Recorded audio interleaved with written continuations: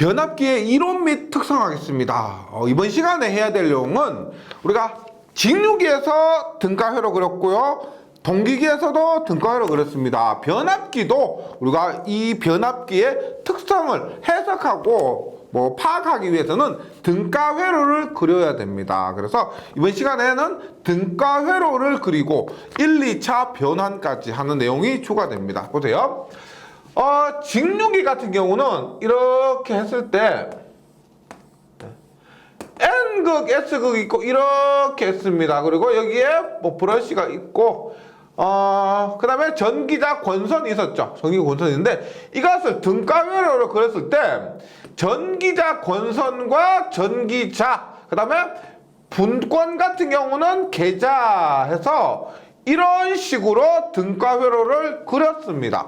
직류기에서. 그러면 변압기도 이런 식으로 그림을 그리는 거예요. 등가회로를 그립니다. 보세요. 변압기를 이렇게 한번 그려볼게요. 제가 이렇게 그리고 나서는 이제 이러한 그림은 안 그리죠. 앞으로 만약에 그림을 그린다면 등가회로를 그립니다. 보세요. 실제 변압기에 권선과 철심이 있다고 합니다. 그러면 이것을 세 가지 성분으로, 세 가지 부분으로 구분해 봅니다. 보세요.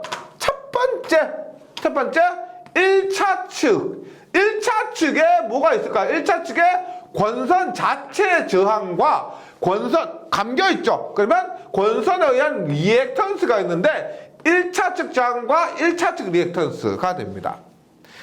그 다음에 2차 측 있습니다. 2차 측. 2차 측의 저항과 2차 측의 리액턴스도 R2와 X2라고 합니다. 그럼 제가 세 부분으로 나눈다고 했는데 한 부분, 두 부분, 나머지 한 부분은 뭘까요? 나머지 한 부분은 이 철심 자체입니다. 이 철심, 철덩어리 자체가 됩니다. 그런데 이 철덩어리는 우리가 보세요. 1차 측 저항과 리액턴스와 2차 측 저항과 리액턴스는 직렬로 연결할 때 저항과 리액턴스로 나타내고요.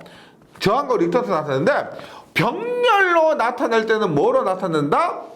저항의 역수는 컨덕턴스, 리액턴스의 역수는 서셉턴스입니다. 임피던스의 역수는 어드미턴스죠. 즉, 이 철덩어리 자체를 어떻게 컨덕턴스와 서셉턴스로 나타냅니다. 우리 철덩어리는 1차 측, 2차 측 구분이 아니죠. 전체 한 덩어리를 전체 컨덕턴스와 전체 서셉턴스 얘들을 합쳐서 어드미턴스라고 한다는 겁니다. 그러면 어떻게 나타내느냐 보세요. 1차 측 저항과 리액턴스 그 다음에 2차 측 저항과 리액턴스 그래서 R1, X1, R2의 X2입니다. 그리고 1차 측과 2차 측은 전기적으로 분리되어 있죠. 그래서 분리하는 것을 이런 식으로 나타내게 됩니다. 이런 식으로. 빼먹은 거 있죠? 철심 자체에 컨덕턴스, 서셉턴스 우리가 얘는 직렬로 나타내면 이렇게 저항과 리액턴스고 그 다음에 구분해주기 위해서 이것은 권선이 아니고 철덩어리라는 것을 구분하기 위해서 병렬로 구분해줍니다. 즉 저항과 리액턴스가 아닌 기호는 똑같죠. 이런 식으로 병렬로. 그래서 컨덕턴스와 서셉턴스 합해서 어드미턴스입니다.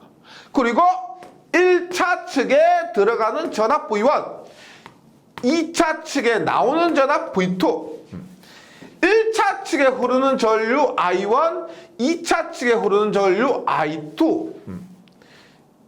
그 다음에 철덩어리로 흐르는 전류를 우리가 I0라고 합니다. I0. 철덩어리에 흐르는 전류. 조금 이따 설명드릴게요. 그 다음에 철덩어리 중에서도 저항 성분인 컨덕턴스로 흐르는 전류를 II. 그 다음에 리액턴스 부분인 서셉턴스로 흐르는 것을 I 파이라고 합니다. 그래서 이번 시간에 우리가 공부를 해야 될 부분이 요 등가 회로를 그리는 겁니다. 이것을 통째로 그려놓고 외우기보다는 각 부분을 세분화시켜서 각 부분을 따로 외우시는 거. 그 다음에 따로 그리고 나서 한꺼번에 합해 주시면은 외우기나 뭐 이해하기나 수월할 겁니다. 그래서 이번 시간에 공부해야 될 목적이 요거고요. 목표가 요거고, 교재를 한번 봅니다. 첫 번째, 무부하 시험입니다. 무부하 시험은 무부하 전류만 존재합니다. 무부하 시험 볼게요. 변압기에서 아직은 제가 등가 회로를 그리는 도중이니까 그림 그립니다. 보세요.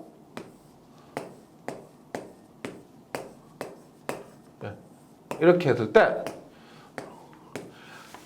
무부하 시험은 뭐냐면 여기에 부하를 연결하지 않는 겁니다. 여기에 부하를 연결하지 않는 거예요. 그러면 여기에 흐르는 2차 측 전류 I2가 무부하니까 이론적으로, 이상적으로 무부하면 부하가 없으니까 이 부분의 임피던스가 무한대니까 2차 측 전류는 0이 됩니다. 그런데 저번 시간에 했던 것 중에 있죠. 권수는 I1분의 I2예요. I1분의 I2. 그러면 I2는 NI1이에요. I2는 NI1인데 무슨 말이냐? I2가 0이란 말은, 얘가 0이란 말은 I1도 0이라는 겁니다. 맞죠? 즉 1차 측의 전류가 0이라는 의미예요. 근데 한번 보세요. 우리 변압기에서도 그랬지만, 우리가 전동기 같은 것에도 그랬지만은 부하를 연결하지 않는다고 해서 전동기에서 축에 아무것도 물리지 않는다라고 해서 들어가는 전류가 0은 아니죠. 축에 아무것도 물리지 않는다고 해도 우리가 들어갑니다. 전동기도 회전을 해요. 즉 보세요. 이렇게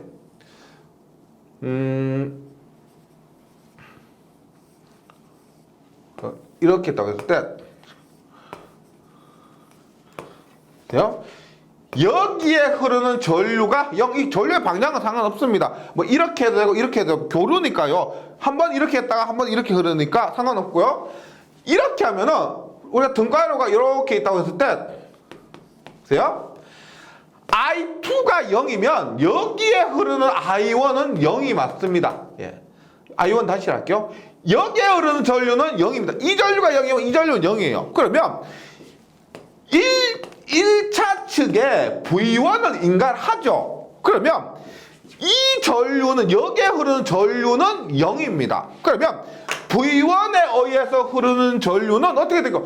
V1을 가했으니까 전체 임피던스 성분이 있으니까 전류, 여기에 흐르는 전류는 있습니다. 그러면 그 전류가 어디로 흐르느냐면 얘가 0이니까 전부 이렇게 흘러버리는 거죠. 이렇게 흘러버리는 겁니다. 맞죠? 얘가 0이니까 이렇게 넣어준 전류는 전부 이쪽 철덩어리로 흘러버리는 겁니다. 이때 전류를 I0라 하고, 이 I0를 뭐라고 한다? I0를 뭐다? 무부하 시험했죠. 무부하로 했습니다. 그래서 무부하로 했을 때 흐르는 전체 전류 I1은 I0가 됩니다. 따라서 이 I0를 우리가 무부하 전류라고 합니다. 무부하 전류. 즉 무부하 시험을 하면은 2차 측 전류가 0이고 이 부분에 흐르는 전류가 0이란 거예요. 이 부분에 흐르는 전류가 0이면은 1차 측에 전압을 인가했을 때 흐르는 전체 전류는 전부 무부하 전류가 되는 겁니다. 무부하 전류. 그 다음에 지금 보세요. 여기에 흐르는 전류는 저항에 흐르는 전류죠. 컨덕턴스에 흐르는 전류입니다. 그런데 얘가 지금 저항 성분이에요. 저항 성분. 이론적으로 봤을 때 지금 이 철덩어리에 흐르는 전류입니다. 철덩어리에 흐르는 전류는 어떤 전류일까요? 철덩어리에 전류 흐르면 안 되죠. 맞죠? 근데 부하를 연결하지 않았을 때도 이 철덩어리에 전류가 흐른다는 겁니다. 그 전류가 뭘래요? E라는 게 아닙니다. 그것은 철손을 발생시킵니다. 따라서 얘를 우리가 I라고 해요. I가 무슨 뜻일까요? 철을 얘기하는 겁니다. 그래서 I를 우리가 철선 전류입니다. 철선 전류. 철덩어리에 흐르는 전류야. 그 다음에 리액턴스 부분 있죠. 요게 흐르는 전류. 요게 흐르는 전류를 우리가 I 파이라고 합니다. 이 전류는 어떤 걸 할까요? 파입니다. 자속이요, 자속. 즉 철손을 발생시키는 것도 아니고 이 I 파이의 성분의 전류는 뭐 이 변압기 철덩어리가 하는 게 뭐예요? 자속 발생시키죠. 다른 거 다 떠나서 열을 발생시키는 것은 II 철선 전류 성분이고, 그 다음에 I 파이 자화 전류라고 합니다. 자화 전류. 얘는 자속만을 발생시키는 전류. 자속만을 발생시키는 전류. 그래서 보세요. 요번을 확대를 하면 이렇게 됩니다.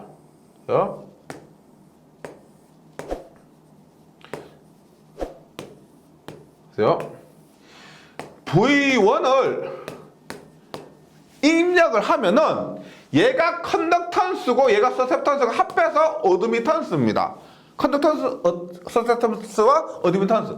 그때 무브할 때 여기 흐르는 전류를 I0를 여자 전류라고 합니다. 여자가 뭐예요? 자석을 공급합니다. 자석을 공급하는 전류인데 이 여자 전류가 흐르다 보니까 본의 아니게 철선 전류와 철선을 발생시키는 철선 전류 II와 그 다음에 자속을 발생시키는 자화 전류 I 파이가 발생하더라는 겁니다.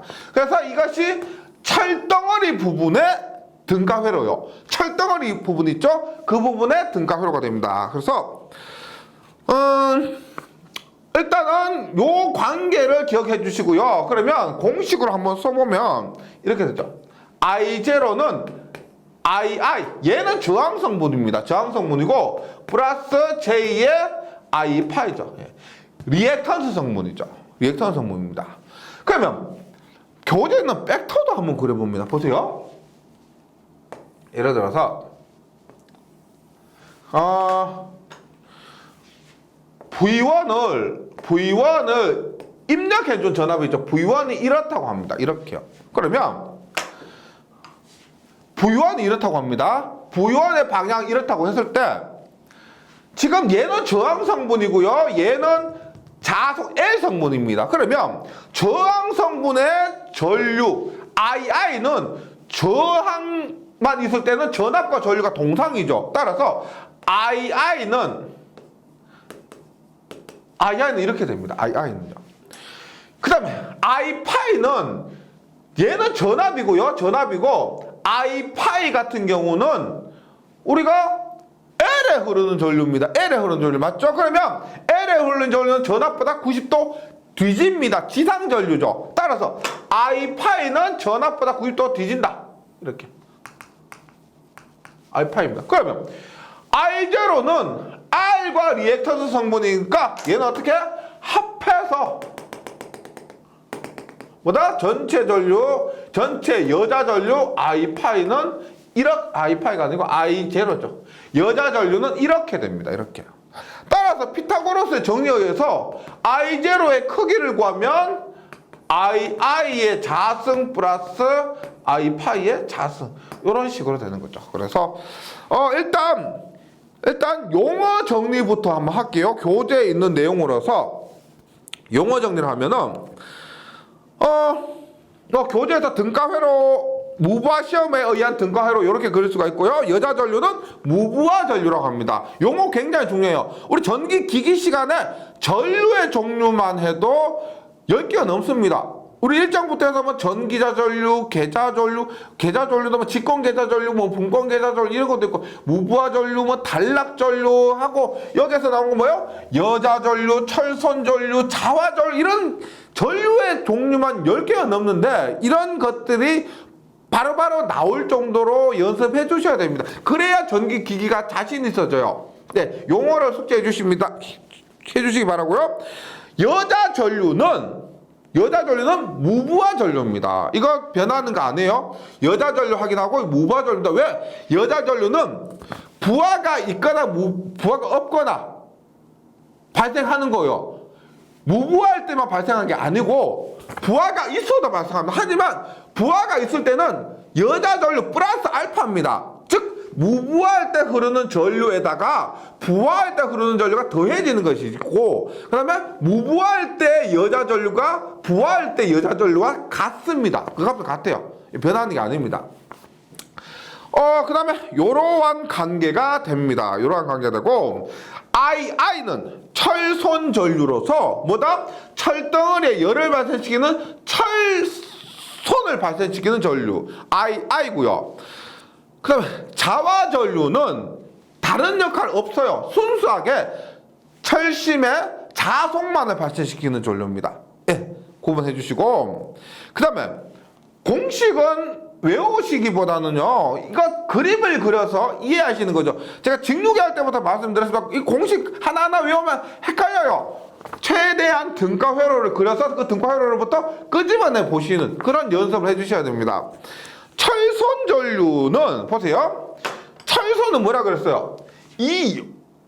여기에서 발생하는 흐르는 전류인데, 지금 철손 전체 전류를 PI라고 했을 때, 우리 철선은 뭐예요?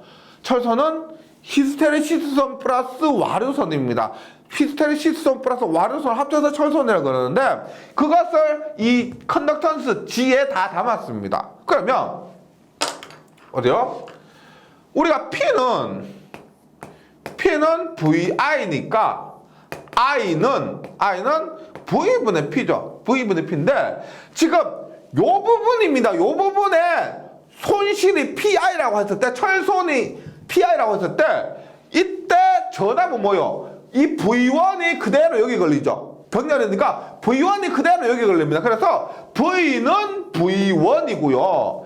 P는 뭐요? P는 이 부분의 전력이니까 PI가 됩니다. PI. 예. 병렬이기 때문에 이게 보세요. 병렬이기 때문에 이것을 이렇게 그리셔도 상관없어요.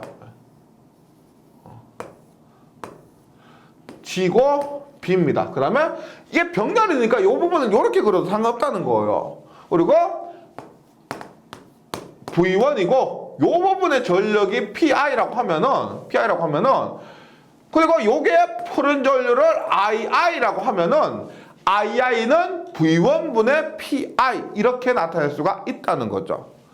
예. 그 다음에 요것도 중요한 부분인데, 철심에는 있죠. 우리가 2장에서 동기기 2장에서 무부하 포화 곡선 하면서도 얘기했지만은 이 철심 자체가 포화가 잘 됩니다. 포화가 잘 돼요. 그래서 철심에는 자기 포화도 있고 히스테리시스 현상이기 때문에 변압기의 여자 전류 이 I0에는 3고조파가 가장 많이 포함됩니다. 3고조파 I3 기본파에 비해서 주파수가 3배가 되는 3고조파 성분이 여자 전류에 많이 포함된다. 이런 부분도 기억을 좀 해주시기 바라고요. 그 다음에 지금 무부하 시험하고 있습니다. 무부하 시험인데, 무부하 시험은 여자 어드미턴스와 철선을 구할 수 있는 시험입니다. 보세요. 지금 컨덕턴스와 서셉턴스를 합해서 Y라고 하는데, Y가 뭐예요? 어드미턴스입니다. 어드미턴스인데 여자 전류에 의한 어드미턴스라고 해서 여자 어드미턴스라고 합니다. 어드미턴스라 해도 되고, 요 여자 전류에 관계된 어드미턴스이기 때문에 이것을 여자 어드미턴스라고 합니다. 즉 무부하 시험을 통해서 컨덕턴스, 서셉턴스 등을 통해서 여자 어드미턴스를 구할 수가 있고, 그 다음에 철선 있죠. 지금 보시면 철선은 뭐예요? 철선은 철선 전류와 입력 전압을 통해서 구할 수가 있습니다. 따라서 철선을 구할 수가 있습니다. 그래서 결론적으로 우리가 무부하 시험을 하면 가장 중요한 게 뭐다? 여자 어드미턴스예요. 어드미턴스.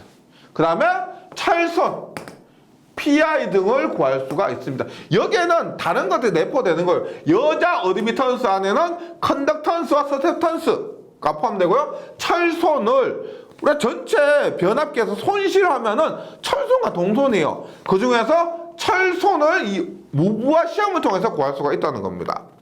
그리고 여자 어드미턴스는 뭐다?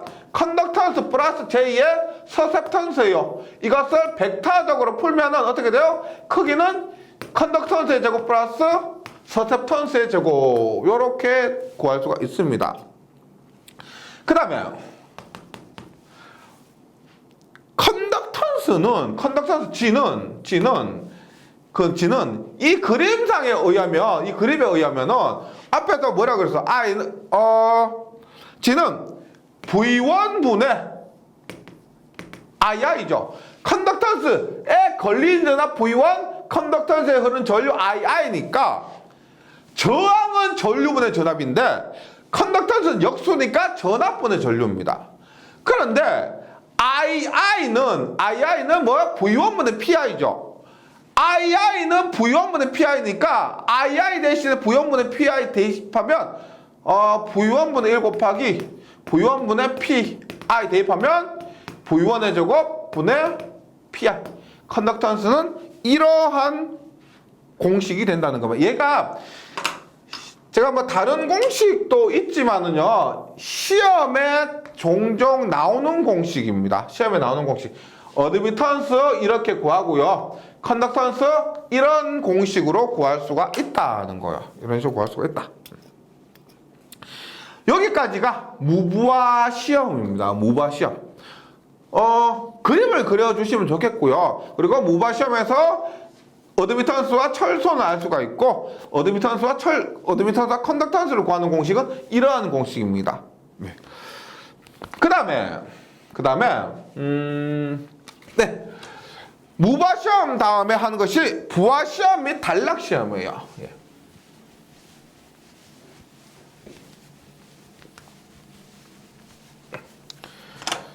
봅니다.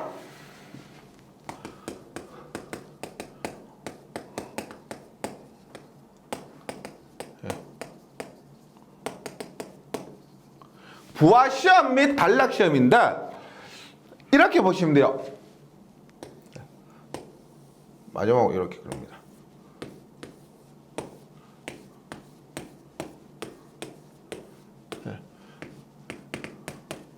부연 입력했을 때 부하 시험이라는 것은 여기 변압 2차지 실제 부하를 연결한 겁니다. 실제 부하를 연결하면은 무부할 때는 여기에 흐르는 I2가 0이었지만 부하를 연결했죠. 그러면 여기에 흐른 전류가 0이 아닙니다. 부하로 전류가 흘러요. 따라서 실제 흐른 전류가 0이 아니게 되고, 단락 시험은 뭐예요? 단락 시험은 동기기 할 때 했지만 이 부분을 쇼트 시키는 겁니다. 쇼트. 그럼 이 부분의 임피던스가 0이 되니까 IS는 임피던스분의 전압이 되어서 얘가 0이 되면 이론적으로 IS 했을 때는 이 단락 전류는 굉장히 큰 전류가 되는 거예요. 굉장히 큰 전류. 네. 근데 단락 전류는 굉장히 큰 전류니까 부하 시험, 부하를 연결했다라고 가정하고 한번 보도록 할게요. 그러면 앞에도 그렸던 것 중에서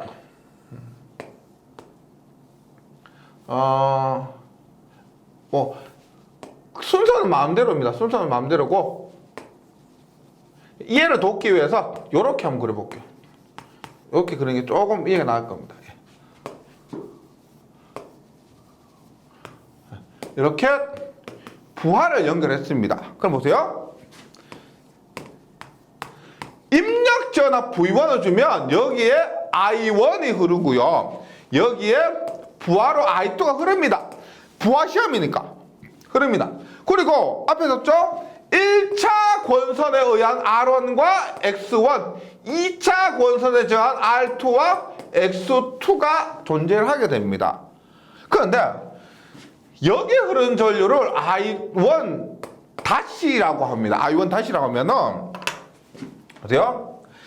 여기에 흐르는 I2에 의해서 여기에 I1 다시가 흐르게 되고요. 그 다음에 여기에 I0는 말씀드렸지만 I0는 부하가 있던 부하가 없던 단락이든 간에 이 I0는 항상 똑같은 전류가 무부하 전류입니다. 무부하일 때 전류가 부하일 때도 똑같다는 거예요. 그래서 I0는 항상 그렇게 됩니다. 그러면 우리가 I1은 I0, 벡터적으로 I0 플러스 I1 다시가 흐르게 되는 거죠. I1 다시가 흐르게 됩니다. 그래서 부하일 때는 I1은 I0 플러스 I1 다시가 1차 측에 흐르게 된다. 요런 거고요.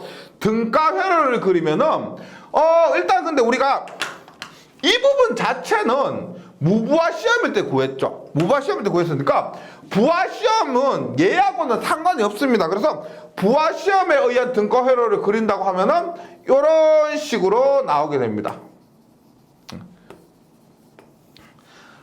R1과 X1, R2와 X2 요것이 부하 시험일 때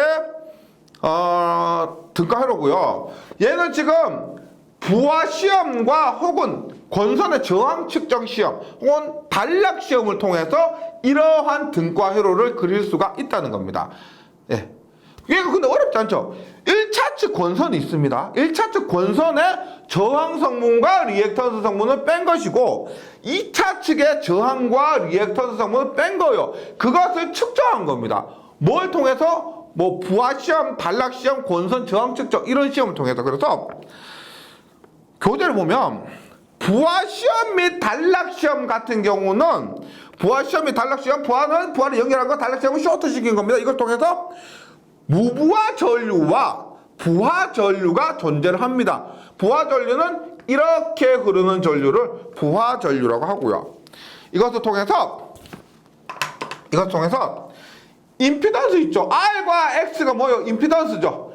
얘를 Z1, 얘를 Z2라고 하면 임피던스와 그 다음에 부하 전류 구합니다. I1을 알고 있으면 보세요. 요 부분 I1의 제곱 곱하기 R 있죠. I1의 제곱 곱하기 R 전류의 제곱 곱하기 R은 얘는 저항에서의 손실입니다. 전력이요. 저항에서 변압기 권선의 저항에서 손실로 날아가 버리는 거예요. 이것을 우리가 동손이라고 합니다. 동손. 그래서 부하 시험과 단락 시험을 통해서 동손과 임피던스를 구할 수가 있습니다. 이게 비교되죠. 우리가 앞에서 무부하 시험으로는 철손과 어드미턴스, 그 다음에 부하 시험과 단락 시험으로 뭐다? 동손과 임피던스가 반대되는 개념이죠. 그래서 무부하 시험과 단락 시험도 반대되는 개념, 철손과 동손이 반대되는 개념, 임피던스, 어드미턴스는 당연히 반대죠. 예. 이렇게 반대되는 부분을 각 시험을 통해서 구할 수가 있다는 겁니다.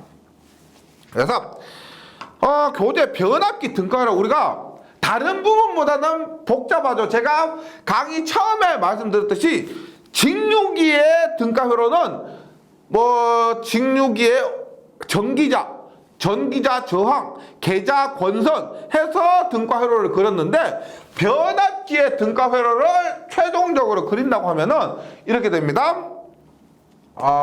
이렇게.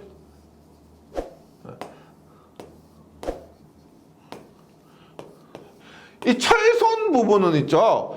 한 덩어리죠. 그래서 보통 1차 측에 하나만 그립니다. 1, 2차 측 나눠서 그리는 것이 아니고 1차 측에 하나만 그리게 됩니다. 그래서 봅니다. R1, X1, R2, X2, G0. 예. 우리가 여자 어드미턴스라고 해서 여자 어드미턴스 부분이라고 해서 G0, 무부하라고 해서 제로라고 합니다. 그 다음에 B0 해서 Y0입니다. Y0. 그 다음에 입력되는 전압을 V1, 입력되는 전압 V1, 여기에 걸린 전압을 E1. 처음에 저번 시간에 말씀드렸습니다. V1과 E1이 이상적인 변압기 같은 경우는 같습니다. 하지만 V1 넣어주면 여기에 전압 강화 등이 있기 때문에 V1과 E1이 실제로는 달라요. 이상적으로는 같다고 봅니다. 하지만 문제에서 만약에 이러한 부분 언급이 없잖아요. 언급이 없으면 이상적인 변압기로 보고 같다고 보시면 돼요. 네, V1과 이온이 같다. 말이 있으면은 그러니까 복잡한 거 안 해요. 말이 있으면은 고려해주고 말이 없으면 무시하고 이상적이라고 보시면 됩니다. 그리고 얘가 E2, 얘가 V2입니다. V2. 네. 그다음 전류 보는데 전류가 뭐 기호는 교재 따라 다르고 책에 따라 다르고 시험에서 다를 수가 있습니다. 여기에 흐르는 전류를 우리가 I1, 여기 흐르는 전류를 I1 다시, 그 다음에 여기 흐르는 전류를 I0, I0, 여기 흐르는 전류를 I2. 전류가 이렇게 흘렀다 하기 때문에 방향에 크게 의미는 없습니다. 이렇게 되고요. 그 다음에 여기에 이렇게 연결한 거 이건 뭐냐? R과 X는 얘는 부하를 얘기하는 겁니다. 부하. 이 부분은 변압기 내부가 아니고 변압기에서 연결하는 부하의 저항과 부하의 임피던스를 얘기합니다. 그렇고요. 얘를 합해서 2차 측 임피던스 Z2, 얘를 합해서 1차 측 임피던스 Z1 해서 변압기의 등가 회로가 완성이 됩니다. 이렇게 기억을 해주시기 바라요. 직류기의 등가 회로, 동기기의 등가 회로가 제일 간단했죠. 그리고 변압기의 등가 회로인데, 변압기 등가 회로 얘는 왜 좀 중요한 게, 우리가 전자 유도 현상을 이용하는 것이 변압기와 유도기입니다. 변압기 다음에 우리 4장에 있는 유도기입니다. 그러니까 변압기도 그렇고 유도기도 그렇고 모두 전자 유도 현상을 이용했대요. 그 말은 유도기의 등가 회로도 이렇습니다. 우리가 유도기 할 때는 따로 등가 회로 얘기 안 해요. 뭐 변압기의 등가 회로와 유도기의 등가 회로는 같습니다. 그래서 이거 그대로 유도기에 적용하시면 돼요. 네, 그래서 변압기에서 이렇게 좀 더 꼼꼼하게 해주시면 유도기에서 할 필요 없죠, 이 부분. 그래서 이렇게 해주시고요. 즉 다시 마지막으로 말씀드리면 무부하 시험에서 구한 것, 그리고 부하 시험과 단락 시험에서 구한 것을 어떻게 합한 거죠. 더합니다. 더해서 이러한 전체 변압기의 등가 회로를 그렸다는 거죠. 네. 그리고 변압기 임피던스에 환산이 있는데 얘가 뭐냐면 어떤 개념이냐면 한번 보세요. 요거를 봤을 때 해석하기는 약간 어렵습니다. 왜냐면 우리가 전기적인 회로가 있고 자기적인 회로가 있어요. 회로 이론에서 하는 것은 전기적인 회로입니다. 전기적인 회로. 그런데 요 부분을 보세요. 전기적인 회로로 해석을 하려고 하니까 지금 얘가 지금 구분되어 있죠. 떨어져 있습니다. 그러니까 요 부분 때문에 전기적인 회로로 해석을 못하는 거예요. 요 부분은 우리가 자기적인 회로라고 합니다. 자기적인 회로. 즉 실제 여기에 이 사이에 뭐다? 자속이 공급되죠. 이원에 의해서 자속이 E2에 공급되잖아요. 그래서 떨어져 있습니다. 전기적인 회로에서 떨어져 있으면 전류가 못 흐르는 거예요. 그래서 자기적인 회로이기 때문에 해석이 불가능하다. 그러면 얘를 해석하기 위해서는 이 자기적인 회로를 어떻게 전기적인 회로로 바꾸면 됩니다. 보세요. 이렇게 해볼게요.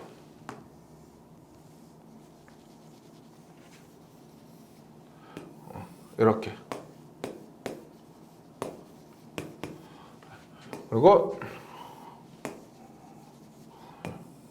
봅니다. 이상적이라고 보고요. 이상적이라고 보고 내가 여기에 100V를 줬습니다. 100V. 그 다음 권수비가 10대 1이래요. 10대 1. 10대 1이에요. 그러면 이쪽이 권수비가 10이고 이때 권수비가 1이라고 하면 이상적이다.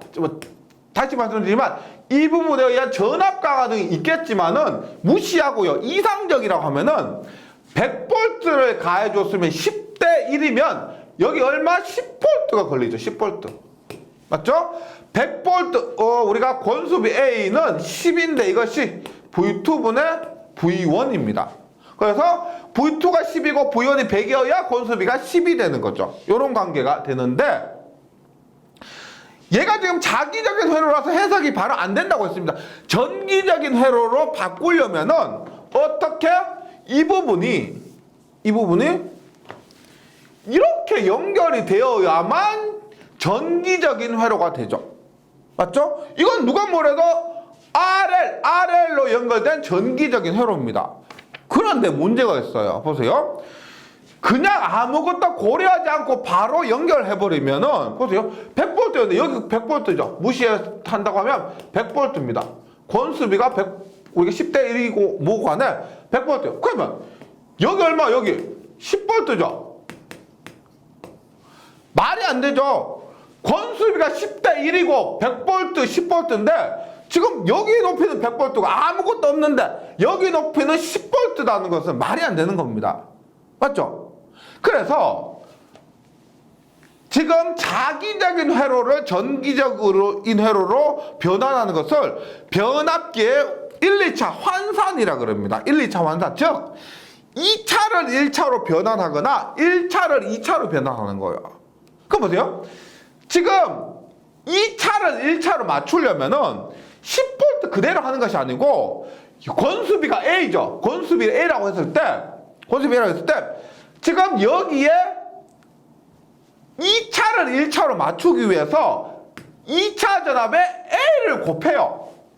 10V 곱하기 권수비 10하면 100이 되는 겁니다. 그러니까 이런 거예요. 이런 거. 보세요. 개념만 뭐 금방 이해하시면 되는데 여기가 100V라고 합니다. 그리고 10V. 이렇게 하면은 권수비 10대 1일 때 자기적인 회로에서는 문제가 없죠. 그런데 자기적인 회로를 전기적인 회로로 바꾸기 위해서 환산을 하면은 2차가 1차가 되려면은 어떻게 2차 전압 V2에다가 권수비 A를 곱하면 1차 똑같은 값이 되죠. 100V가 되죠. 10 곱하기 10 하니까 100이 되는 겁니다. 그러면 이 부분을 지우고 전기적인 회로로 변환할 수가 있다는 거죠. 그래서 이 말입니다. 보세요. 2차를 1차로 환산할 경우 2차를 1차로 환산할 때 V2는 V2 다시죠. V2 다시는 2차를 1차로 환산을 하면 어떻게 되느냐?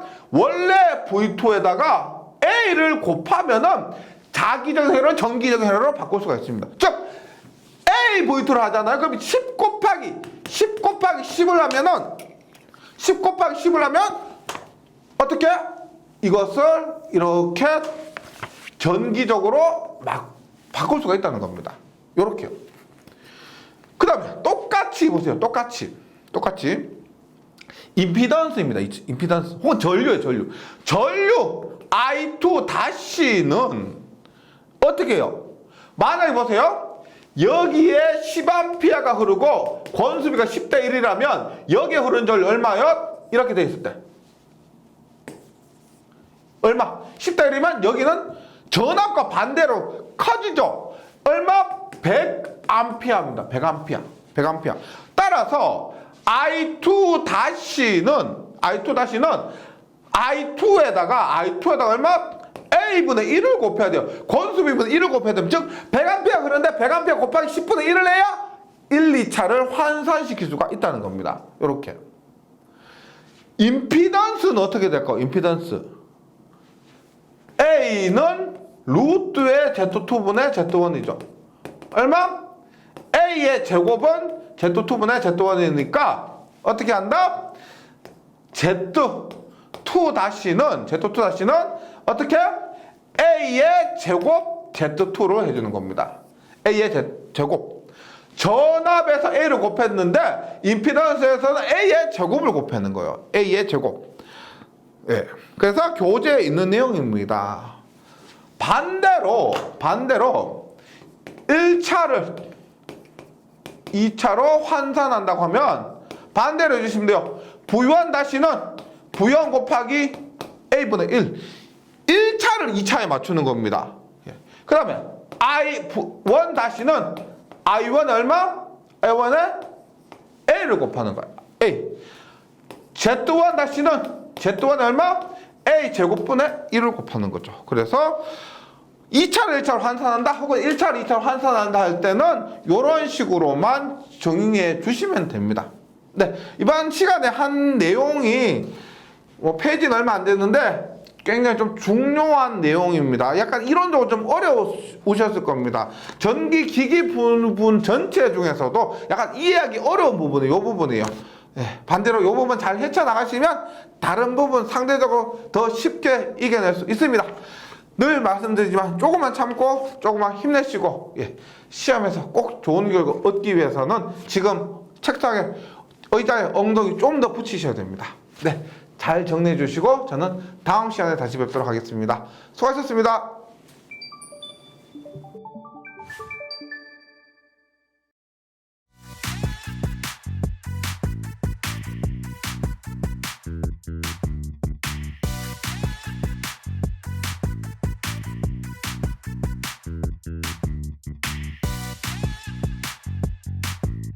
전기 소방 자격증 전문 교육으로 합격을 번개 배송. 다산 에듀